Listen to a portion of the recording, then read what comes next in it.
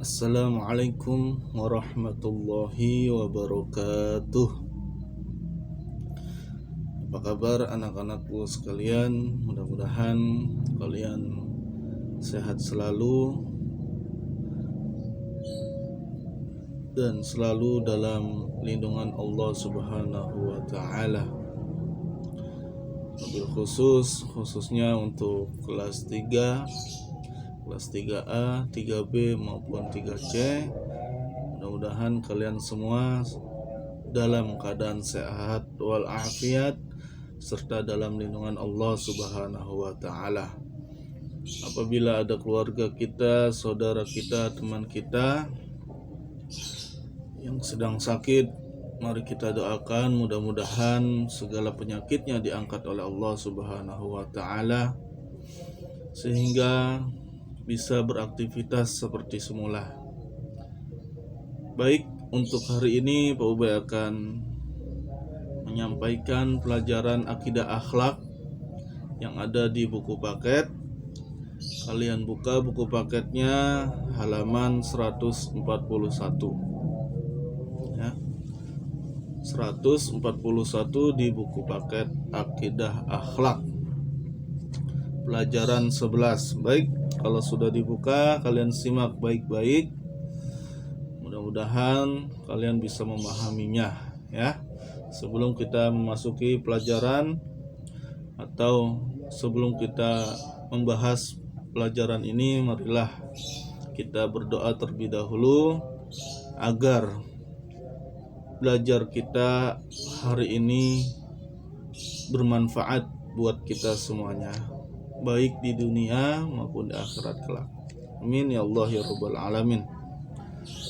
Bismillahirrahmanirrahim. Raditu billahi rabba wa bil islami dina wa bi Muhammadin nabiyya wa rasula. Rabbi israh li sadri wa yassir li amri wa hlul 'uqdatam min lisani yafqahu qawli. Rabbi zidni ilman warzuqni fahman birahmatika ya arhamar rahimin. Baik, kalian simak baik-baik pelajaran 11 akhlak terpuji 3. Keluarga adalah orang terdekat yang selalu ada saat kita senang maupun susah. Sejak kecil kita harus membiasakan diri untuk menyayangi saudara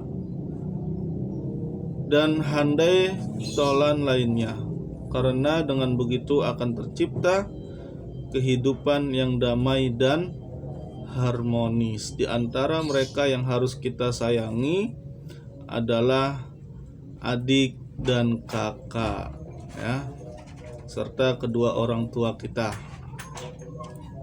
Baik, seorang kakak harus menyayangi dan juga menjaga adiknya dengan baik. Jadi kalau kalian punya adik ya, adiknya kalian jagain dengan baik ya, jangan dicubitin ya, jangan berantem mulu sama adiknya ya, nggak boleh ya, itu saudara kamu ya.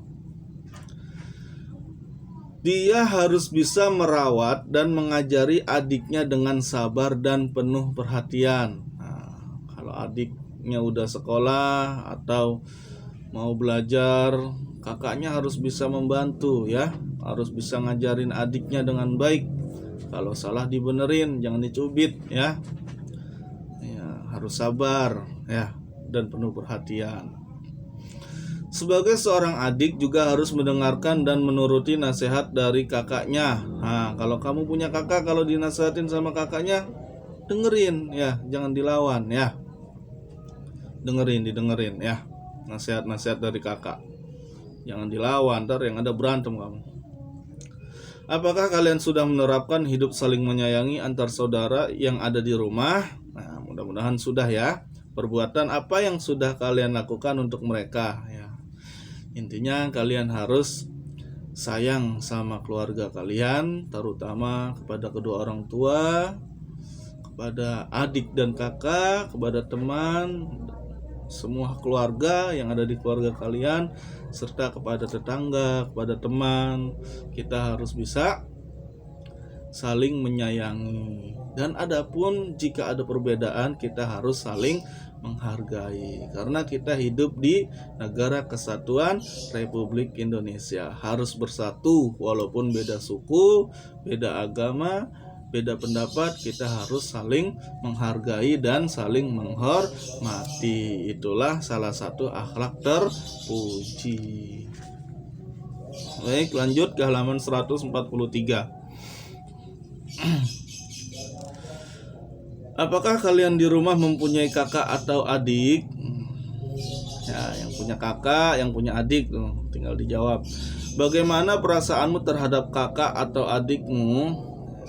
Mudah-mudahan kalian senang ya, harus senang. Tentu senang mempunyai teman bermain di rumah ya. Jangan berantem baik sama adik sama kakak. Nah, bagaimana Islam memberikan aturan mengenai berakhlak karimah terhadap saudara dalam kehidupan sehari-hari? Mari kita baca dan pahami uraian materi berikut ini. Perhatikan ya. Halaman 144. Apakah kamu di rumah mempunyai kakak atau adik? Bagaimana perasaanmu ketika kakak atau adikmu meminta bantuanmu untuk menemaninya bermain, belajar, atau kegiatan lainnya? Senang, menggerutu, atau enggankah? Insya Allah kalian senang ya jika dimintai bantuan oleh keluarga kamu ya, entah itu orang tua, entah itu adik, entah itu kakak. Harus senang ya, nggak boleh menggerutu, apalagi bilang nggak mau, jangan ya, usahakan jangan. Nah, apapun keinginan kakakmu atau adikmu, jika itu bermanfaat kepadanya, maka bergembiralah untuk memberikan pertolongan dengan rasa kasih sayang dan ikhlas. Harus ikhlas ya, kalau mau nolong saudara itu harus ikhlas dengan rasa kasih sayang ya. Jangan diungkit-ungkit, ya nggak boleh. Kakak atau adik disebut saudara. Jika ayah dan ibu mereka sama dengan kita, maka disebut saudara kandung. Jika ayah dan ibu mereka sama dengan kita, maka disebut saudara kandung. Nah, itu kayak adik kita, kakak kita, itu kan sama-sama orang tuanya ya. Itu namanya adalah saudara kandung. Kita harus menjaga hubungan yang baik terhadap kakak, kita harus menghormati terhadap adik, kita harus menyayangi semua keluarga yang ada di rumah kita. Saudara adalah orang yang memiliki hubungan paling dekat dengan kita setelah ayah dan ibu. Hindari pertengkaran dengan saudara. Ayah dan ibu akan merasa sedih ketika melihat anak-anaknya tidak rukun. Sebaliknya, ayah dan ibu akan merasa bahagia melihat anak-anaknya yang selalu rukun. Nah, tuh ya, jangan berantem mulu ya sama kakak adiknya. Mungkin sesekali berselisih dengan saudara karena tidak ada yang mau mengalah. Nah, ini yang sering terjadi. Jika hal itu terjadi, hendaklah cepat-cepat berbaikan kembali. Apabila perlu, mintalah bantuan ayah atau ibu untuk mendamaikannya kembali. Jangan sampai perselisihan berubah menjadi perkelahian. Islam melarang perselisihan yang berujung pada putusnya persaudaraan. Nah, jadi kalian nggak boleh berantem sampai terputusnya persaudaraan. Itu Allah nggak suka. Baik, lanjut.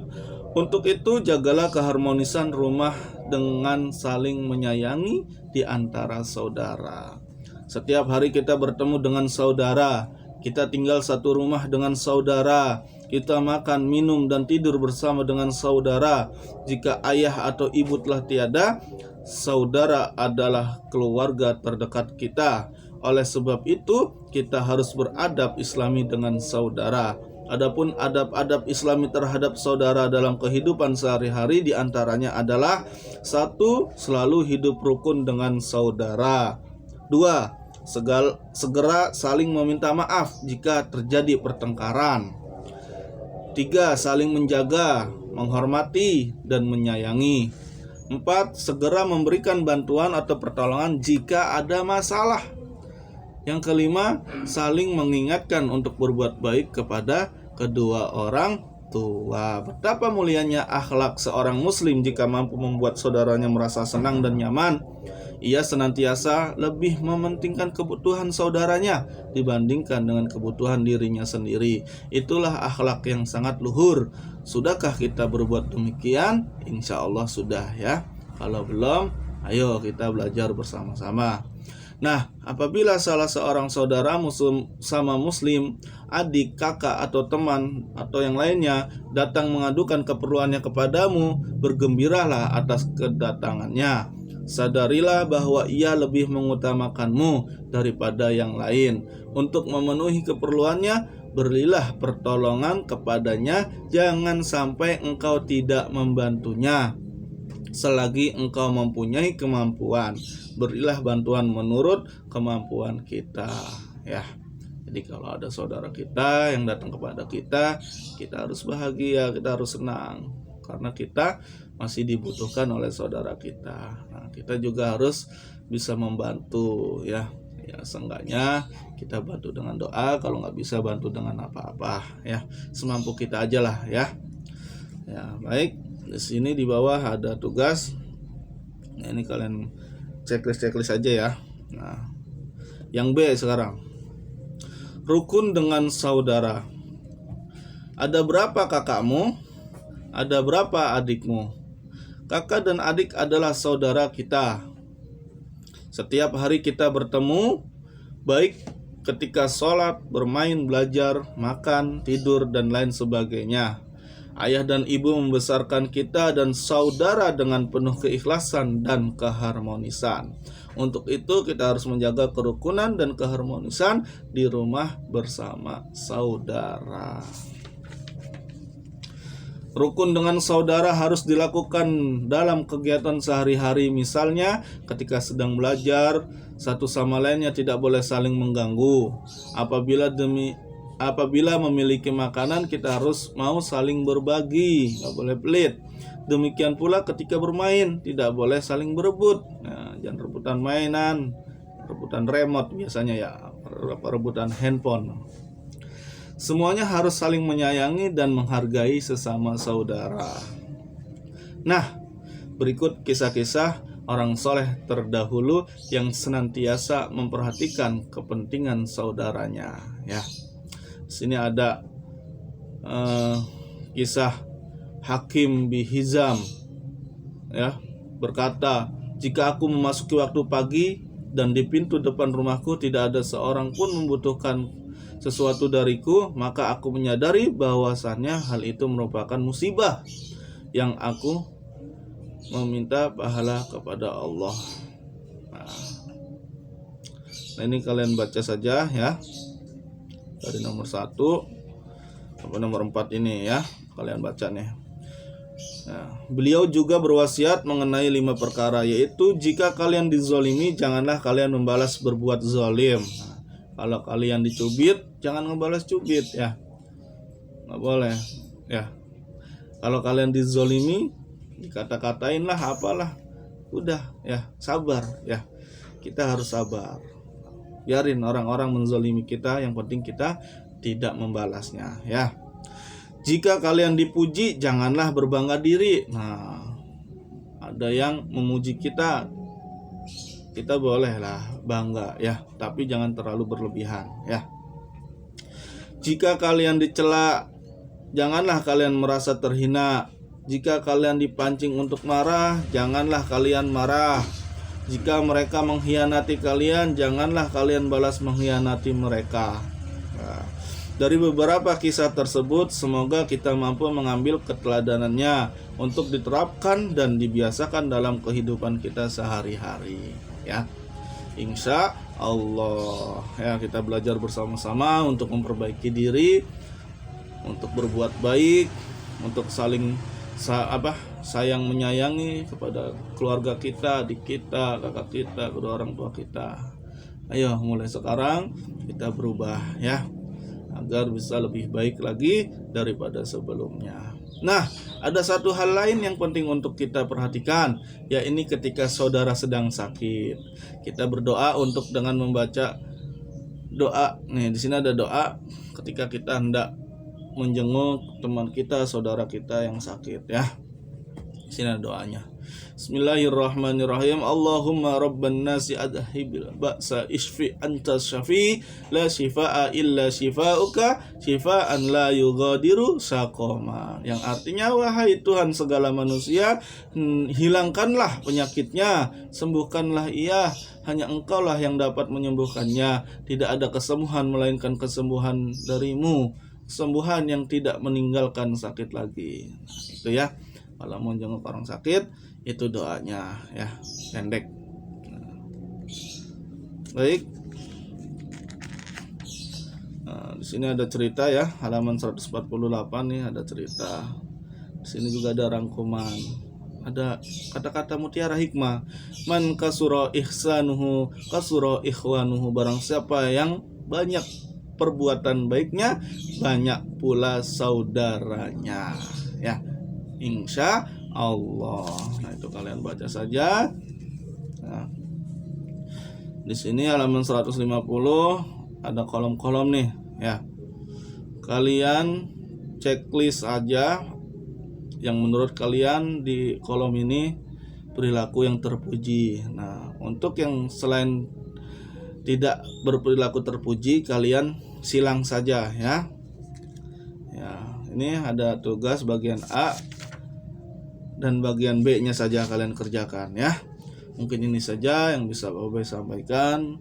Mohon maaf apabila ada kekurangan, ada kata-kata yang kurang tersusun rapi ya. Mohon dibukakan pintu maaf yang seluas-luasnya. Mudah-mudahan ilmu yang kita pelajari hari ini bisa bermanfaat dan bisa dipahami untuk kalian semuanya. Terima kasih. Akhirul kalam. Wallahul muwaffiq ila aqwamit thoriq. Wassalamualaikum warahmatullahi wabarakatuh.